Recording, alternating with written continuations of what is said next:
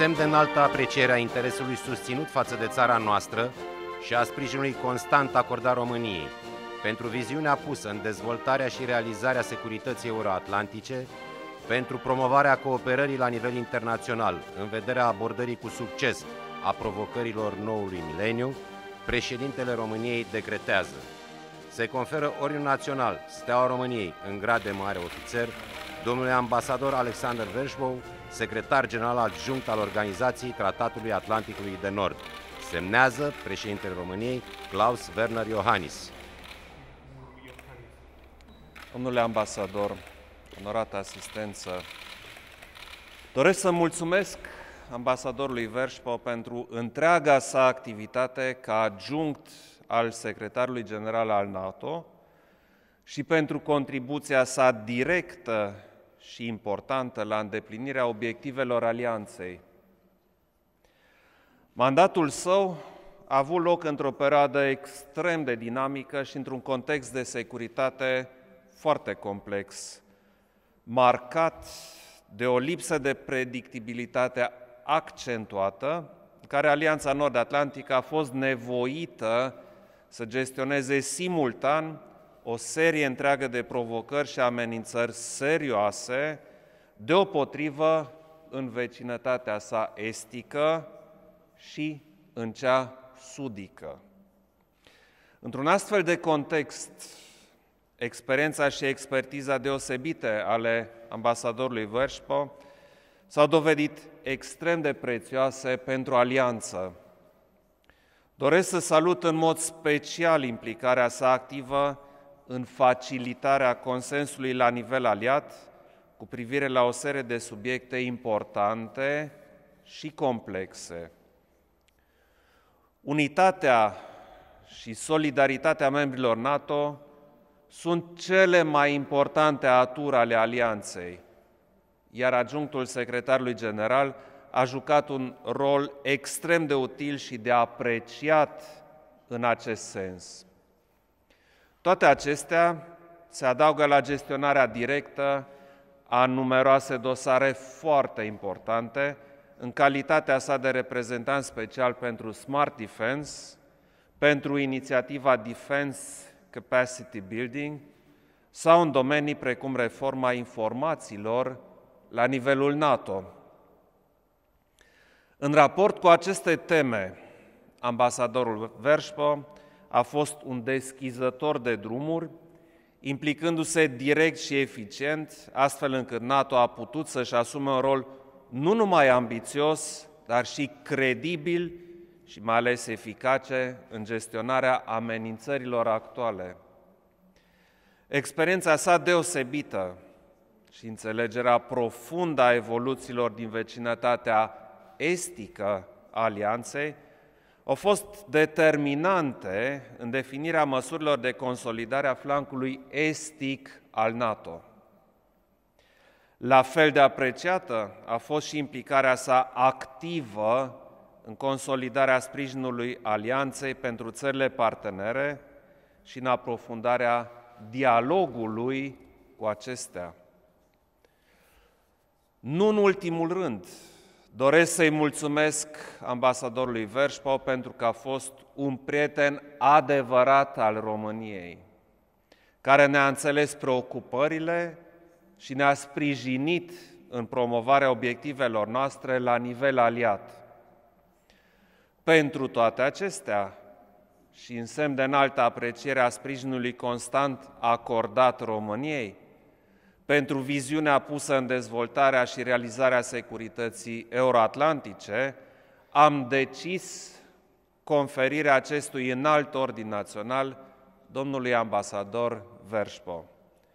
Contăm în continuare pe sprijinul domniei sale și îi urez succes în îndeplinirea tuturor proiectelor sale personale și profesionale în viitor.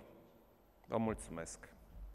Mr. President, Excellencies, ladies and gentlemen, I'm very delighted to be here today and deeply honored to receive this award. Domnule președinte, excelențe, doamnelor și domnilor, îmi face o plăcere deosebită să fiu astăzi aici și sunt foarte onorat să primesc acest ordin. It's a particular honor to be recognized by a country which makes such an important contribution to NATO and to our collective security. Este o onoare deosebită să fiu recunoscut de o țară care aduce o asemenea contribuție importantă la NATO și la securitatea noastră colectivă. In the 12 years since Romania joined the alliance, you've proven your worth again and again through your involvement in NATO operations in Afghanistan and Kosovo, your hosting of key elements of NATO's missile defense system, and your active contributions to the decisions just taken at the Warsaw Summit to bolster NATO's defense and deterrence posture. These are just three of the many ways in which you are helping to advance the alliance's goal of a Europe whole, free, and at peace, and to strengthen the transatlantic link. În cei 12 ani de când România s-a alăturat alianței, v-ați dovedit de nenumărate ori valoarea pentru alianță.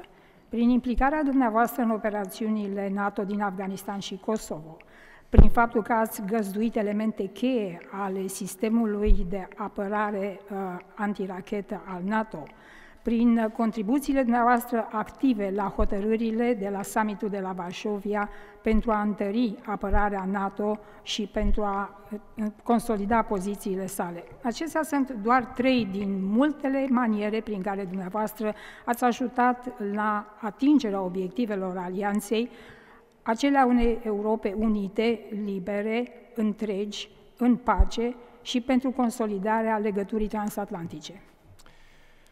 But my pride in receiving this honor goes deeper than that. My ancestors came to America from Central and Eastern Europe more than 100 years ago, a little further north. And my career has often seemed intertwined with and shaped by the immense progress made in this part of the world since the end of the Cold War. Însă mândria mea în ceea ce privește această onoare deosebită care mi se face trece dincolo de această linie. Strămoșii mei au venit în America din Europa Centrală și de Est acum 100 de ani, iar cariera mea a părut adeseori foarte strâns legată și într-un fel modelată de progresul imens care s-a realizat în această parte a lumii de la sfârșitul războiului rece încoace.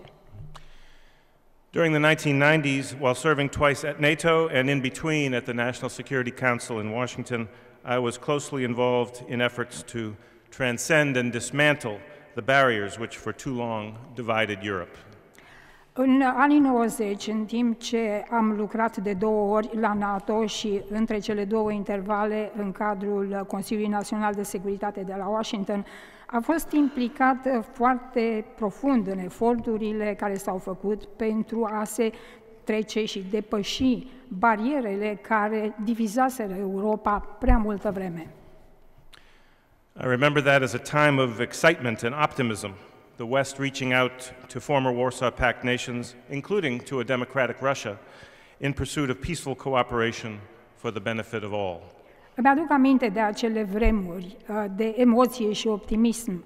Vestul întindea o mână fostelor națiuni din Pactul de la Varșovia, inclusiv unei Rusii democratice, urmărind o cooperare pașnică în beneficiul tuturor. Times have changed, but I'm especially proud to have helped shape the policy that enabled us to welcome Romania and other Central European countries into the North Atlantic Alliance, adversaries becoming first partners and then close friends and allies. Timpurile s-au schimbat, dar sunt deosebit de mândru că am putut să ajut la modelarea unei politici care ne-a permis să urăm bun venit României și celorlalte țări centrale europene în Alianța Nord-Atlantică. Foștii adversari au devenit la început parteneri și după aceea prieteni și aliați foarte puternici. And every day at NATO headquarters, it's been my privilege to witness the actions of your countrymen and women justifying that original decision. Romanian men and women in your delegation and as part of NATO's international civilian and military staff, helping to ensure that the alliance is strong and that Europe is safe.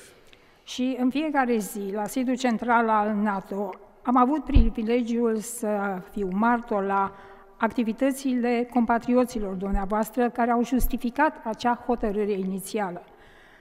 Bărbați și femei din România, din delegația dumneavoastră și ca membri ai personalului civil și militar NATO, au ajutat ca să putem asigura ca alianța să fie puternică și ca Europa să fie sigură. I'm going to miss working in an organization as diverse and dynamic as NATO, but I'm proud to be ending my term as Deputy Secretary General now at a time when the alliance is stronger and more unified than ever, and when we are implementing the Warsaw Summit decisions that will protect NATO's almost 1 billion citizens for the long term. O să mă gândesc cu nostalgie la organizația în care am lucrat, o organizație diversă și dinamică, așa cum este NATO, dar sunt mândru să-mi închei mandatul ca secretar general adjunct acum, într-un moment în care alianța este mai puternică și mai unificată decât a fost înainte vreodată. Și când punem în aplicare hotărârile summitului de la Varșovia, care vor proteja cei aproape 1 miliard de cetățeni ai NATO. There's plenty of work to do, of course, but I'm confident that with the essential contribution that Romania makes, NATO will meet and overcome every challenge that comes its way. Mai avem încă foarte multe lucruri de făcut, bineînțeles, dar sunt sigur că cu ajutorul contribuției esențiale a României, NATO va reuși să facă față și să depășească provocările cu care ne confruntăm. So thank you, Mr. President, for this honor. Thank you all for honoring me in this way. And long live NATO and a strong Romania inside NATO. Vă mulțumesc, deci, domnule președinte, și vă mulțumesc tuturor pentru această onoare specială. Noi, NATO și România, vom continua să fim împreună. Thank you.